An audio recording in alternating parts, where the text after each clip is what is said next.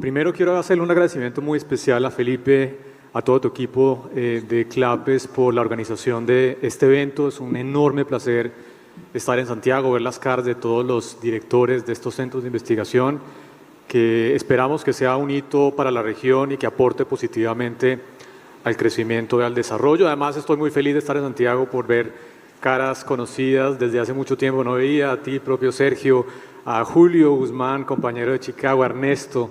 No nos veíamos hace mucho tiempo. Un disclaimer: Ernesto Talvi y Guillermo Calvo me enseñaron la macro que sé, así que cualquier cosa que diga que no les parezca es culpa aquí del doctor Ernesto, que fue quien me enseñó a pensar en estos temas macroeconómicos. Bueno, yo voy a mencionar 4 temas estructurales que creo que de alguna manera explican lo que el propio Felipe comentaba en su introducción. Han generado una dinámica de crecimiento relativamente baja para América Latina. Tenemos un problema de bajo crecimiento, lo dijo Felipe, 2%, cuando las economías emergentes están creciendo 4,5%, 5%, India está creciendo aún más, China viene disminuyendo, pero bueno, está creciendo al 4%. Entonces tenemos un problema sistémico, estructural, de bajo crecimiento que tiene que ver con varios factores que ya Mariana y Juan José los mencionaron. El primero, indudablemente, el bajo crecimiento de la productividad.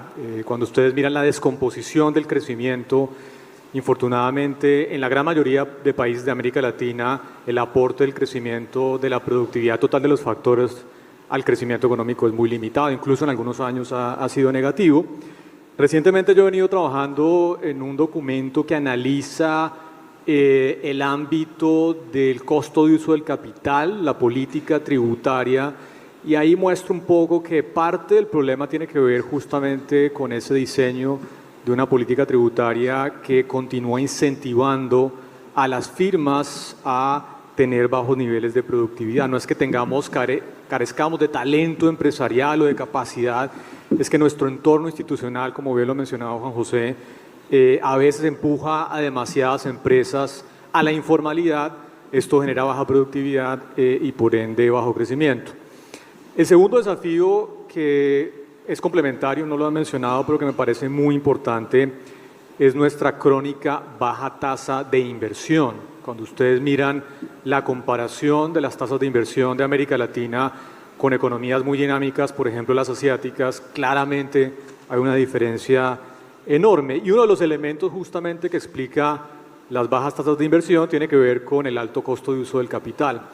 Aquí en los países que hacemos parte de esta red de CEPA, sin incluir a España ni a Estados Unidos, el promedio de la tasa corporativa del impuesto de renta es del 32%, cuando las economías más avanzadas la tasa de impuesto de renta está en el 21%. Eso naturalmente es un desincentivo muy grande para la inversión, costo de uso del capital alto, combinado con bajos niveles de ahorro, baja profundización financiera, pues naturalmente implica tasas de inversión que son bastante precarias. El tercer elemento, que creo que es un reto fundamental para nuestra región, es la calidad de nuestro capital humano. La región ha avanzado fuertemente en la cobertura. Hoy tenemos prácticamente a todos los niños y jóvenes estudiando, formándose, pero seguimos rezagados dramáticamente en materia de calidad. Hay una desconexión muy importante entre la educación, la productividad, que está perpetuando de alguna manera estas brechas de desarrollo. Y finalmente, y esto lo mencionó también Mariana, que yo creo que es el cuarto tema de fondo que afecta negativamente nuestro crecimiento, es la abrumadora informalidad. Y en este documento que les comentaba, que recientemente lo terminé y lo he venido discutiendo en algunos espacios, muestro que la informalidad surge de alguna manera por esa limitada capacidad estatal. ¿Para qué? Para recaudar impuestos. Eso es un problema en nuestra región. Tenemos una limitada capacidad de recaudar impuestos, lo que obliga a las administraciones tributarias a tener tasas de impuestos relativamente altas que elevan de alguna manera el umbral para formalizarse. El incentivo está para ser informal, estar por fuera del radar de la autoridad tributaria, porque el costo de ser formal, especialmente a través de las obligaciones que hay que pagar, pues indudablemente genera ese incentivo a la informalidad. Ahora bien, Es importante entender que este problema institucional no se limita al ámbito fiscal. Jeff mencionaba en su introducción que América Latina no tiene un problema de seguridad. Es una visión muy del norte, en donde no hay problemas de seguridad entre estados. Pero el problema de seguridad interno en América Latina es gravísimo.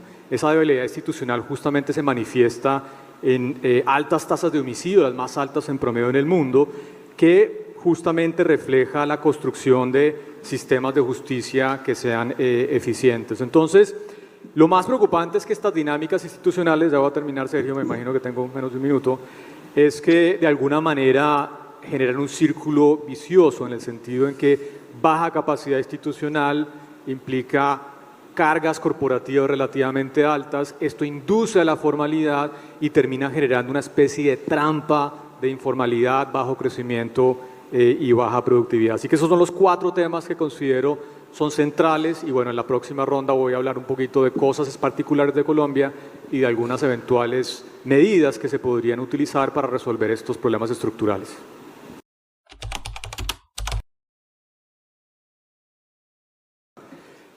Tenemos elecciones en mayo del próximo año, presidenciales. Entonces, si me preguntas consejos para el presidente entrante o la presidenta entrante, yo creo que hay 3 temas grandes de fondo. El primero, un poco relacionado con lo que acaba de mencionar André, monopolio del uso de la fuerza en cabeza del Estado. Hemos tenido un retroceso muy importante en materia de seguridad en la parte rural. Luego del acuerdo con las FARC en el 2016, se pensaba que el Estado iba a copar esos territorios rurales para justamente generar inversión, crecimiento. Había un retroceso muy grande, presencia de actores armados en la parte más rural del país y eso naturalmente ya empieza a impactar perspectivas de inversión y crecimiento. Entonces ese punto va a ser fundamental. El segundo punto tiene que ver con la estructura corporativa. Lo mencioné tal vez en mi primera ronda. Colombia hoy en día junto con la Argentina tiene la tarifa de impuesto de renta más alta a nivel mundial, tal vez la tercera o cuarta. Creo que solamente Suriname e Islas Comoro tienen tasas de impuesto de renta más alta. Si uno piensa estructuralmente en incentivos a la inversión, al crecimiento, con un impuesto de renta del 35%, sin contar impuestos a los dividendos e impuestos a nivel local, pues va a ser muy difícil ser competitivos. Entonces, tema de fondo va a ser cómo lograr ampliar bases tributarias para reducir ese impuesto de renta a las empresas e incentivar a más empresas informales a llegar a la formalidad. Pero el tercer punto, y ahí viene un poco, como siempre a los políticos uno le sugiere algo, pero le dice pero, y el pero es que Colombia ha tenido infortunadamente en los últimos 5 años, incluyendo la pandemia, un déficit promedio de 6,5% del Producto Interno Bruto, algo que nunca había pasado en nuestro país. Colombia, ustedes miran, estructuralmente el déficit ha sido 3,5% del PIB, que no es una cifra preocupante, 6,5% promedio en los últimos 5 años. ¿Qué quiere decir esto? Que el nuevo gobierno tendrá que hacer un ajuste fiscal, va a tener que recortar el gasto, va a tener que ser más eficiente el gasto, porque si se viene un choque adicional, local o internacional, la capacidad de la política fiscal para responder a ese choque va a ser muy limitada. ¿Qué pasó en la pandemia? Colombia tenía un déficit de 3,5% del PIB y se fue a 6,5%, es decir, aumentó en 3 puntos el déficit. No va a lograr, si hay un nuevo choque, pasar del 6,5% al 9,5%.